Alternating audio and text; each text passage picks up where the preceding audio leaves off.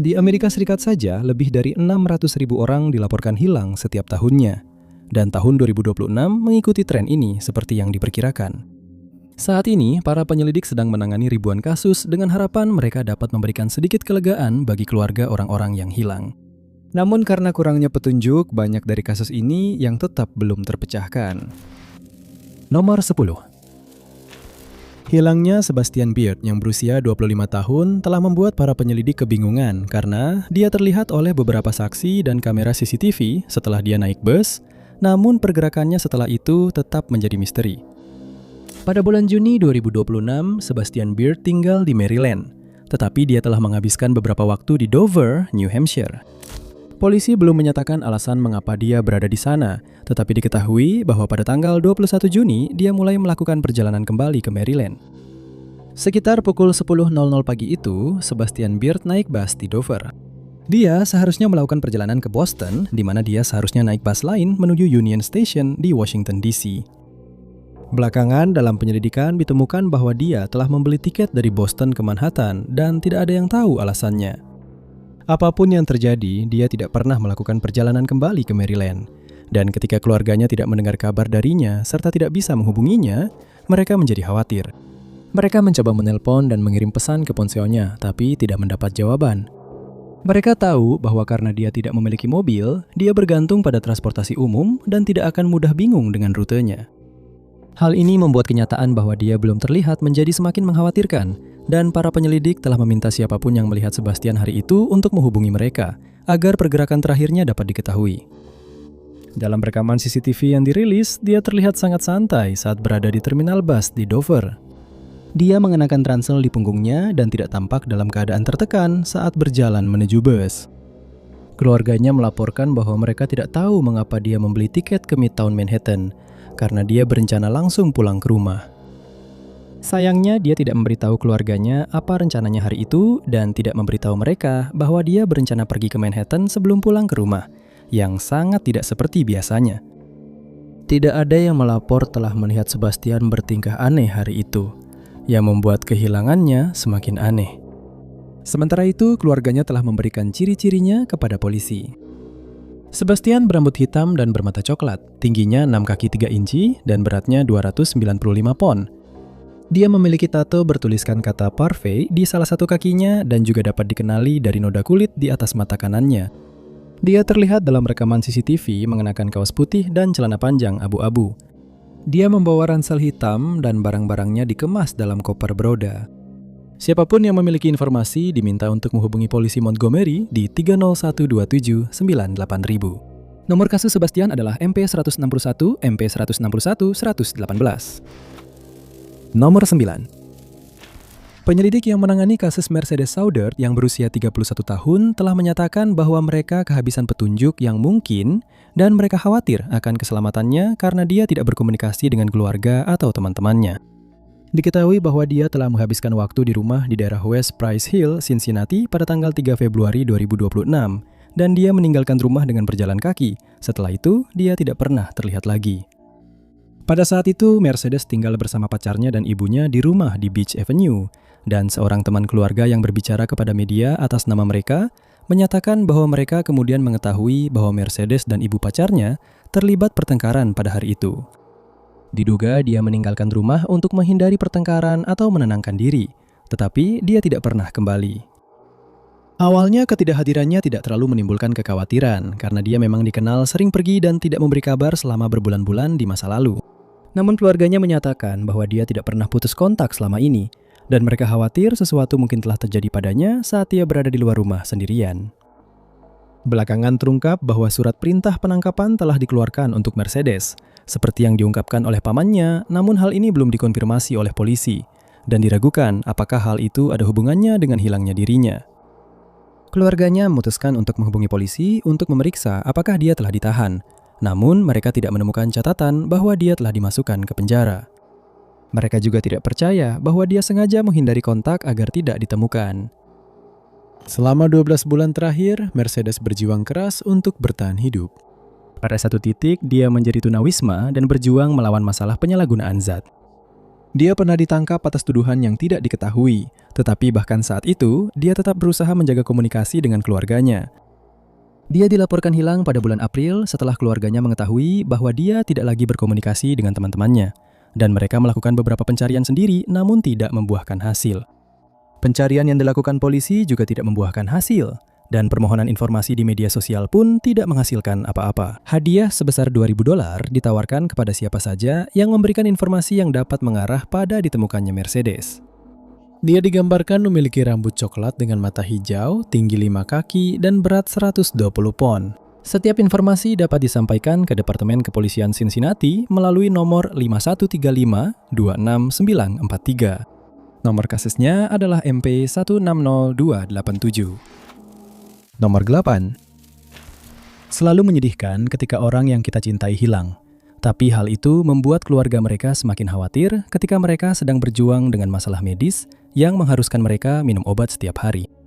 Itulah yang terjadi pada Ivan Jekas yang berusia 75 tahun yang telah hilang dari Sydney, Australia. Yang paling membuat keluarganya khawatir adalah kenyataan bahwa dia menderita demensia, sehingga dia mungkin akan kesulitan menjaga dirinya sendiri saat berada jauh dari rumah. Para saksi mengatakan kepada polisi bahwa mereka melihat Ivan di sebuah klub di Cow Pasture Road di Leppington sekitar pukul 17.30 pada tanggal 21 April 2026. Dia seharusnya kembali ke panti jompo tempat dia tinggal pada sore itu, tetapi dia tidak pernah tiba, dan staf di panti tersebut menjadi khawatir. Mereka melaporkan dia sebagai orang hilang, dan selama penyelidikan yang dilakukan, beberapa informasi tambahan terungkap. Para saksi mengatakan kepada penyelidik bahwa mereka melihat Ivan saat dia meninggalkan stasiun kereta Leppington sekitar pukul 7.30 malam itu. Malam itu juga, dia kembali terlihat di luar sebuah rumah di Jalan Ramsay, Rossmore. Para saksi menyatakan bahwa mereka melihatnya sekitar pukul 10 malam. Namun karena mereka tidak tahu bahwa dia telah dilaporkan hilang, mereka tidak terlalu memikirkannya. Diharapkan Ivan segera ditemukan dan dikembalikan ke fasilitas tersebut agar dia bisa mendapatkan perawatan yang dia butuhkan. Namun polisi tidak berhasil menemukannya dan tak lama kemudian hari berganti minggu tanpa tanda-tanda keberadaannya. Polisi, State Emergency Service, dan Dinas Pemadam Kebakaran New South Wales semuanya ikut serta dalam pencarian Ivan dan mereka menyisir beberapa area di Rossmore dengan harapan bisa menemukannya. Namun mereka tidak berhasil menemukan petunjuk lebih lanjut atau melihat keberadaannya. Pada tanggal 2 Mei, kekhawatiran terhadap keselamatannya meningkat berkat rekaman yang mengkhawatirkan yang diserahkan kepada polisi setelah Ivan dilaporkan hilang oleh staf fasilitas tersebut.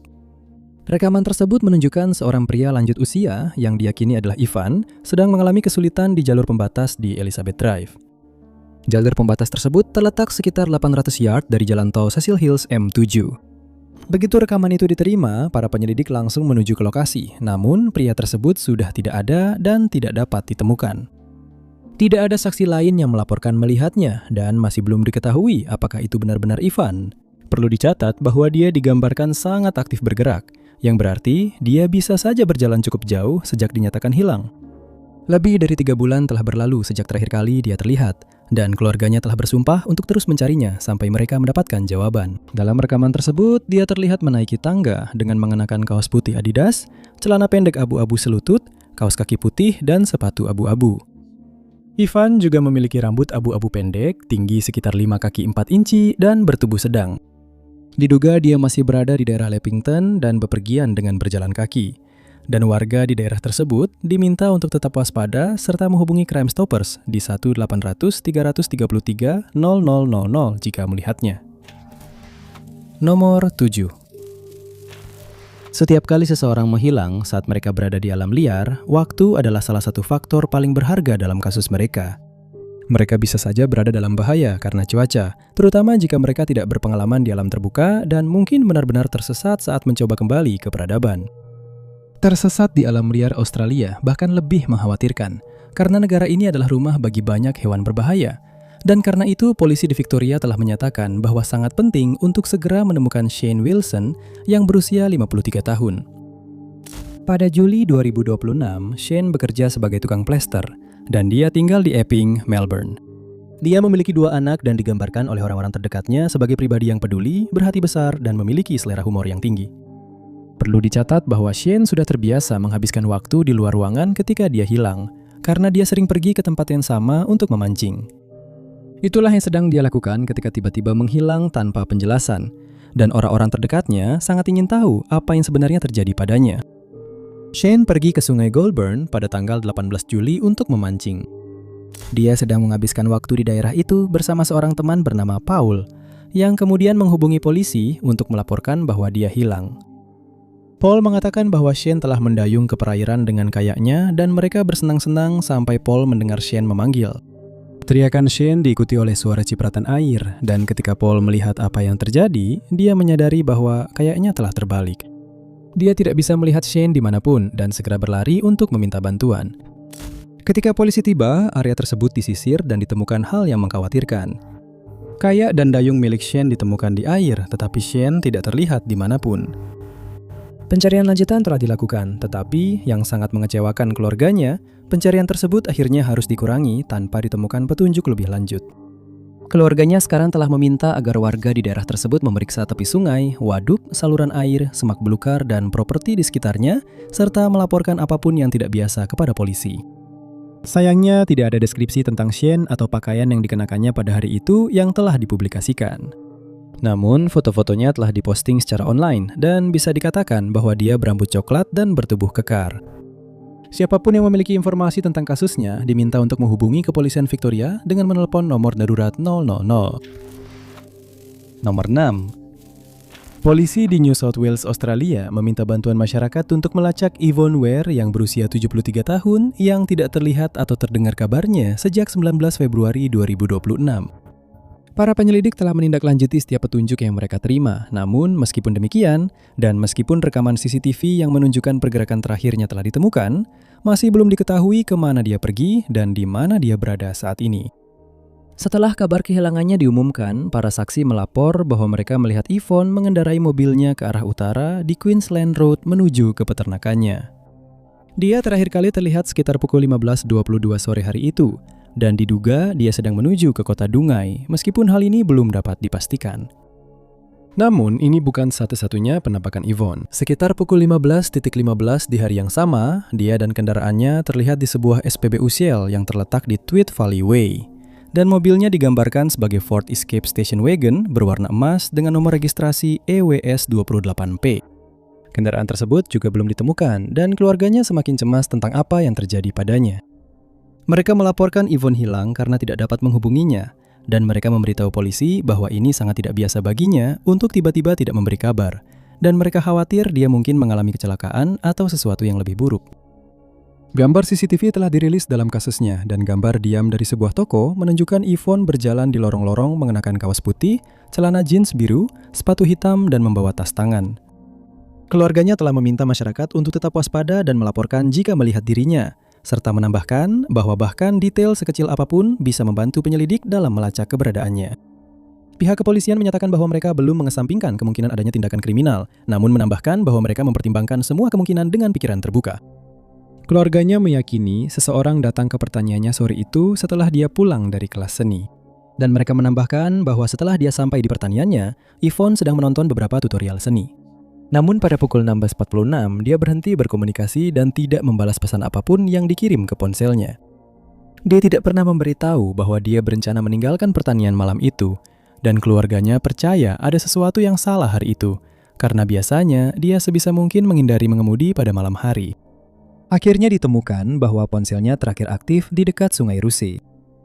Helikopter dan drone digunakan untuk mencari, dan penyelam dikirim ke sungai, tetapi semua itu tidak membuahkan hasil. Yvonne digambarkan memiliki rambut abu-abu panjang, tinggi sedikit lebih dari 5 kaki, dengan tubuh sedang hingga berisi. Dia memiliki bekas luka panjang di lengan kanannya. Siapapun yang memiliki informasi lebih lanjut tentang kasusnya harus menghubungi Crime Stoppers di 1800 333 0000. Nomor 5. Beberapa pencarian telah dilakukan dengan harapan dapat memecahkan kasus hilangnya Michael Frankovic yang berusia 58 tahun. Namun dia masih belum terlihat sejak Januari 2026 dan nasibnya masih belum diketahui. Michael berasal dari Tasmania, Australia, dan digambarkan oleh saudara perempuannya sebagai pria berhati baik dengan ingatan yang luar biasa. Dia sangat cemas untuk menerima kabar apapun tentang kasusnya, karena Michael sudah lebih dari 6 bulan tidak terlihat, meskipun para penyelidik telah berusaha sebaik mungkin untuk menemukannya. Orang pertama yang merasa khawatir akan keadaan Michael adalah tetangga Michael. Mereka biasanya berbicara satu sama lain setiap hari. Jadi, ketika tetangganya tidak melihat Michael selama beberapa hari, dia menghubungi polisi pada tanggal 21 Januari dan meminta mereka melakukan pemeriksaan untuk memastikan keadaannya di rumahnya. Polisi pun melakukannya dan properti tersebut diperiksa secara menyeluruh, tetapi mereka tidak menemukan tanda-tanda keberadaan Michael. Low Head, Beechford, dan Mount George, semua wilayah itu disisir antara tanggal 23 Februari hingga 3 Maret, namun tidak membuahkan hasil. Helikopter digunakan untuk menyisir garis pantai dan hutan semak yang membentang di sisi gunung. Namun pencarian ini juga berakhir tanpa ditemukan petunjuk apapun. Para pencari dengan sepeda gunung dan berjalan kaki mencari petunjuk sekecil apapun yang bisa mengarah pada ditemukannya Michael. Namun mereka terpaksa kembali dengan tangan hampa. Para saksi mengatakan kepada penyelidik bahwa mereka terakhir kali melihat Michael pada tanggal 13 Januari di Georgetown. Dia terlihat berjalan di sepanjang Lowhead Road dan rekaman CCTV kemudian diperoleh yang menunjukkan dia berada di dalam Woolworths di daerah tersebut. Ketika saudara perempuan Michael, Non Woo, pergi ke rumahnya untuk mencarinya, dia mencatat bahwa mobilnya masih terparkir di tempat biasanya dan tidak ada apapun di properti itu yang tampak aneh atau mencurigakan. Dia menambahkan bahwa Michael membawa ponselnya saat menghilang dan diharapkan dia bisa dilacak melalui ponselnya. Namun, ponselnya tampaknya telah dimatikan atau kehabisan baterai. Michael dikenal sangat menyukai hiking dan diyakini itulah yang sedang dia lakukan ketika tiba-tiba menghilang. Nanana menyarankan bahwa Michael kemungkinan memilih jalur paling terpencil yang bisa dia temukan karena dia pemalu dan tidak suka bertemu orang asing saat berjalan-jalan. Sebuah kelompok bernama Find Our Lost Loved Ones atau disingkat FOLLOW mempelajari area tempat Michael menghilang selama 4 bulan sebelum benar-benar melakukan pencarian terhadapnya. Namun meskipun mereka sudah berusaha sebaik mungkin, tidak ada yang ditemukan. Dan para penyelidik sekarang meminta siapapun yang memiliki informasi untuk melapor karena semua petunjuk mereka sudah habis. Michael digambarkan memiliki rambut coklat tua yang mulai beruban, mata coklat, tinggi 6 kaki 4 inci dan bertubuh ramping. Jika Anda memiliki informasi tentang keberadaannya, Anda diminta untuk menghubungi kepolisian Georgetown di 131 444 dengan menyebutkan nomor kasus SCAT 1082 101 2026 182.101 2026. Thanks. Nomor 4. Sebuah situs web resmi telah dibuat oleh keluarga Angelica Brophy yang berusia 44 tahun dengan harapan dapat menarik perhatian baru pada kasusnya, yang dimulai pada 6 Juli ketika dia tiba-tiba menghilang di Palomar Mountain State Park di California. Diketahui bahwa dia pergi ke taman pada 6 Juli dan tiba di sana dengan selamat karena dia terlihat oleh seorang penjaga taman sebelum membeli tiket masuk harian sekitar pukul 16.20. Rekaman CCTV juga ditemukan yang menunjukkan dirinya di Harrah's Resort, California Selatan di Rincon pada hari yang sama, yang merupakan tempat dia berangkat. Angelica bekerja sebagai perawat ruang gawat darurat di Rumah Sakit Kaiser Permanente di San Marcos ketika dia menghilang.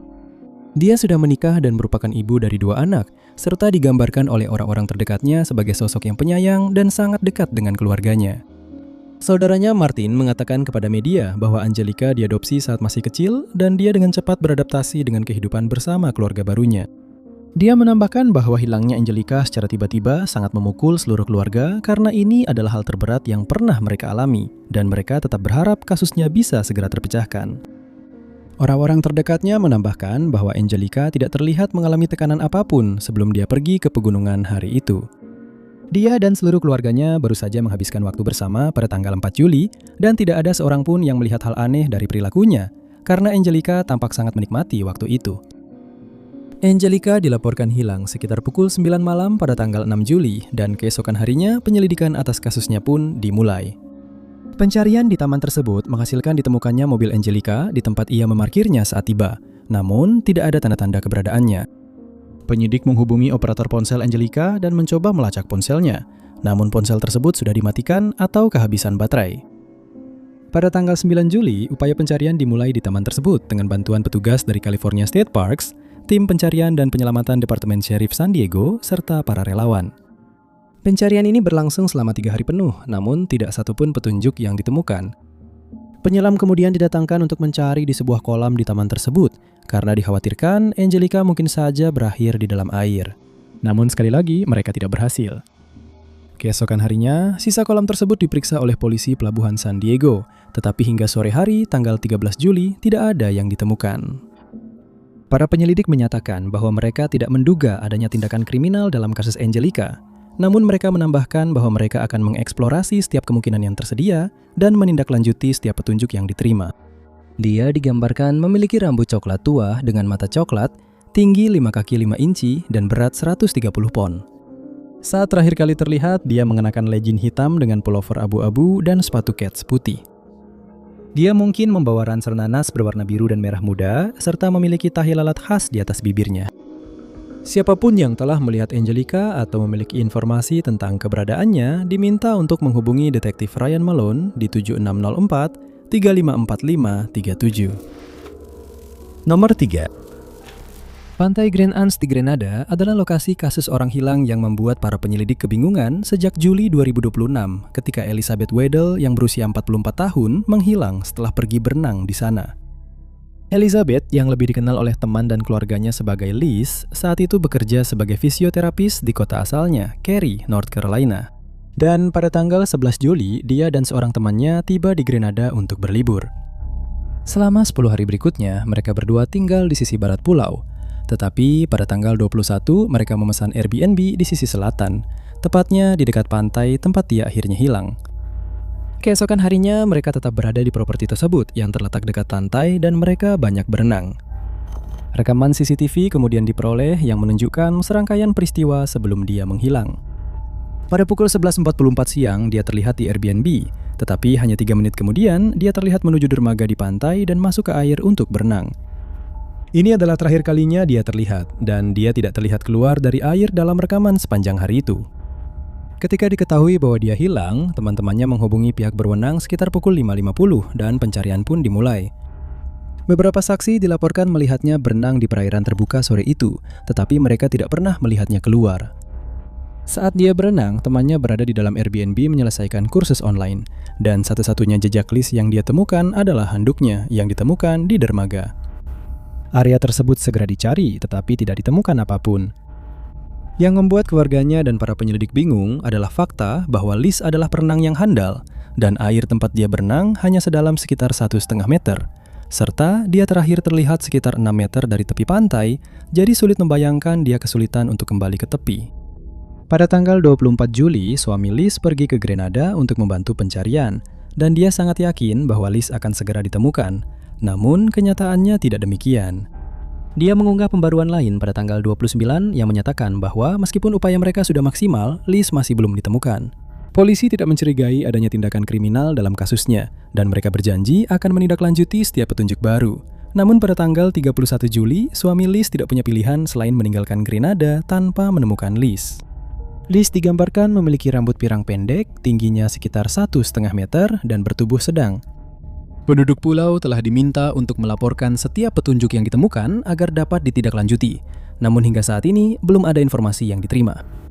Jika Anda atau siapapun yang Anda kenal memiliki informasi tentang apa yang mungkin terjadi pada Liz, Anda diminta untuk menghubungi kantor polisi St. George di 444 4454. Nomor 2.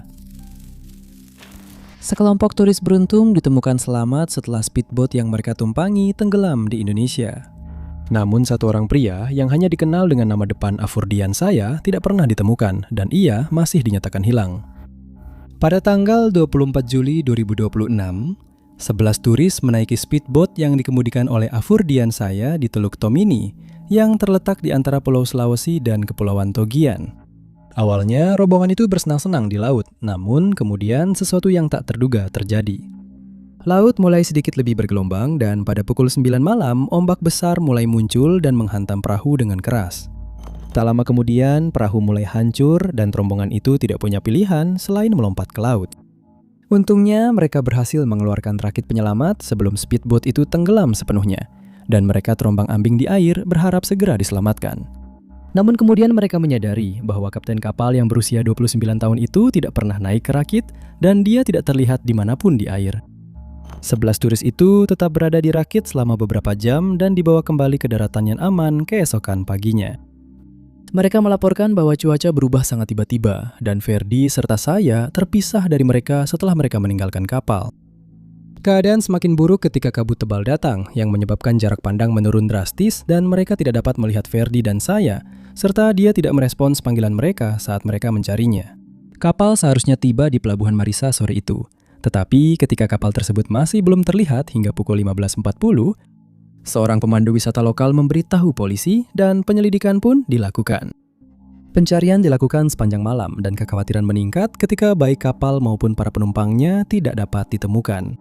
Namun keesokan paginya, rakit penyelamat akhirnya ditemukan dan para turis semuanya berhasil diselamatkan bersama 2 anggota kru yang tersisa. Mereka dibawa ke sebuah resort di Tohouna di mana mereka dapat memulihkan diri dari cobaan panjang yang mereka alami. Sementara itu, pencarian terus dilakukan dengan harapan Ferdi dan saya dapat ditemukan, namun dia tetap hilang. Pihak berwenang menyatakan bahwa mereka akan terus mencari di perairan selama 7 hari ke depan, dan kemudian terungkap bahwa Ferdi dan saya kemungkinan tetap berada di atas kapal saat kapal itu tenggelam. Tidak diketahui apakah dia berusaha untuk naik ke rakit penyelamat atau apakah dia terluka saat kapal dihantam ombak besar. Puluhan tim pencarian dan penyelamatan datang ke daerah tersebut dengan harapan mereka akan berhasil. Tetapi Freddy dan saya belum ditemukan meskipun lebih dari 300 mil laut persegi telah dicari di sekitar Teluk Tomini. Nomor 1. Kasus hilangnya Mary Evitt yang berusia 18 tahun adalah kasus yang rumit karena dia diketahui bersama seorang buronan sebelum buronan tersebut menyerahkan diri ke polisi. Tetapi Mary belum ditemukan hingga sekarang. Kasus ini dimulai sekitar pukul 20.04 pada tanggal 15 Juni 2026 ketika polisi di Belhaven, North Carolina dipanggil ke blok 900 di Jalan Elm. Seorang warga melaporkan mendengar suara tembakan senjata api dan segera menghubungi polisi. Ketika mereka tiba di properti yang dimaksud, mereka menemukan Lamonte Crandell yang berusia 55 tahun yang tinggal di Jalan Elm sudah meninggal. Dan dipastikan bahwa saksi kemungkinan besar mendengar pelaku menembaki dirinya. Selama penyelidikan yang dilakukan, ditemukan bahwa DeSontis Tyrell Chase yang berusia 32 tahun dari Jalan Old County adalah pelaku yang paling mungkin. Namun para penyelidik tidak tahu kemana dia melarikan diri. Oleh karena itu, mereka meminta masyarakat untuk melaporkan jika melihat dirinya agar bisa segera ditangkap. Meskipun mereka telah diperingatkan bahwa dia kemungkinan bersenjata dan berbahaya. Kemudian terungkap bahwa Chase tidak meninggalkan daerah itu sendirian karena dia terlihat bersama Mary setelah insiden itu terjadi. Dan Mary juga tidak dapat ditemukan. Mary dan Chase diketahui sering menghabiskan waktu bersama, namun masih diketahui apakah Mary terlibat dalam penyerangan terhadap Lamont. Mary dinyatakan sebagai orang hilang pada tanggal 9 Juli, dan keluarganya memberitahu polisi bahwa mereka terakhir berbicara dengannya pada tanggal 18 Juli, hampir sebulan sebelum dia menghilang. Mereka juga berpendapat bahwa Mary bersama Chase, namun pencarian selanjutnya gagal menemukan mereka. Surat perintah penangkapan dikeluarkan untuk Chase, namun pada tanggal 24 Juli, dia datang ke kantor Sheriff Pitt County untuk menyerahkan diri kepada pihak berwenang. Dia didakwa dengan 1 tuduhan pembunuhan dengan sengaja, namun tidak memberikan informasi apapun tentang keberadaan Mary. Pihak kepolisian belum menyatakan apakah mereka telah menanyakan kepada Chase tentang keberadaan Mary. Namun mereka menegaskan kembali bahwa Mary tidak dianggap sebagai kaki tangan dalam penyerangan terhadap Lamont dan kasusnya dianggap sebagai penyelidikan orang hilang. Chase ditahan tanpa jaminan di pusat penahanan Beaufort County dan menghadiri sidang pengadilan pertamanya di Pengadilan Distrik County pada tanggal 27 Juli. Sementara itu, upaya sedang dilakukan untuk menemukan Mary dan belum diketahui apakah ada dugaan kejahatan dalam kehilangannya. Tidak ada deskripsi fisik tentang Mary yang tersedia, tetapi keluarganya telah memberikan foto yang menunjukkan bahwa dia memiliki rambut panjang berwarna coklat tua dan mata berwarna terang, serta memiliki tato di lengan bawah kanan dan satu lagi di pergelangan tangannya. Polisi meminta siapapun yang telah melihat Mary atau memiliki informasi tentang keberadaannya untuk segera menghubungi mereka agar Mary dapat dipulangkan dengan selamat kepada keluarganya. Jika Anda memiliki informasi tersebut, Anda dapat menghubungi polisi di Belhaven di nomor 252-943-2242. Terima kasih banyak sudah menonton. Jika Anda menyukai video ini, jangan lupa tekan tombol suka. Juga jangan lupa untuk berlangganan dan klik lonceng notifikasi agar selalu mengikuti unggahan kami selanjutnya. Nama saya Top 5 Anuns dan saya akan bertemu kalian di video berikutnya.